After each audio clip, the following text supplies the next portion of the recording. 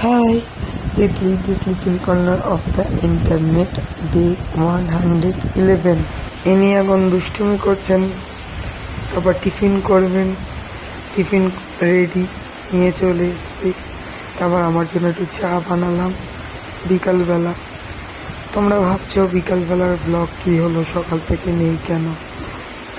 বলি, ভাল লাগছিল না সকালবেলা, এত গরম পড়েছিল বলার মতন না। সারাদিন এত ব্যস্ত ছিলাম, তাই জন্য সারাদিনের ব্লগ দিতে পারিনি।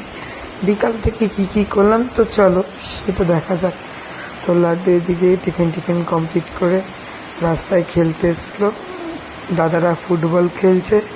তারপরে দাঁড়িয়েছিল, পিপিরা এসছে, পিপিরা একটুখানি হয়তো বেরিয়েছিল, কোথাও গেছিল। যেই দেখেছে পিপিকে আর পিপাকে, অমনি গাড়িতেই উঠে পড়েছে। উঠে পিপা এখন নিয়ে চলে গেল ঘরের দিকে।